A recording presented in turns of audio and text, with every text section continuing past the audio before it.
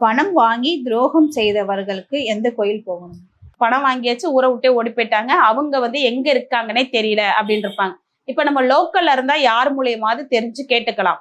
இப்போ உதாரணத்துக்கு வெளிநாடு போயிட்டாங்க, வெளியூர் போயிட்டாங்க, அவங்க இருக்கிற இடமே தெரியல அப்படின்னா ரொம்ப சிம்பிளானதான். கரூர் மாவட்டத்துல காணியானப்பட்டி அப்படின்ற ஊர் இருக்கு. அந்த ஊர்ல இருந்து கொஞ்சம் தூரம் ஒரு கிலோமீட்டர் போனீங்கன்னா வேப்பங்குடி அப்படின்னு சொல்லக்கூடிய ஒரு கிராமம். அந்த கிராமத்துல பாத்தீங்கன்னா சந்தன கருப்பண்ணசாமி அப்படின்னு சொல்லக்கூடிய சாமி இருக்கும். அந்த சாமிக்கு போய் நீங்க வழிபாடு பண்ணலாம். எப்ப போனா சிறப்பு அப்படின்னா அமாவாசை தான். இந்த கோவில்ல ஒரு சிறப்பு இருக்கு. என்ன சிறப்பு அப்படின்னு பாத்தீங்கன்னா கருப்பசாமி எல்லாத்துக்குமே அசைவம் வச்சு படைப்பாங்க. ஆனா இங்க சைவம் தான்.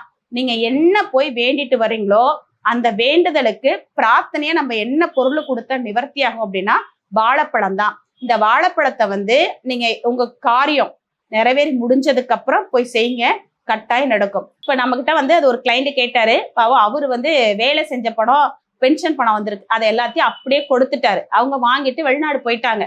ரொம்ப மனவேதனைப்பட்டாங்க. அப்ப அவங்க நம்பிக்கையோட போய் இந்த கோவில்ல நான் சொன்னேன், அங்க போய் செஞ்சாங்க.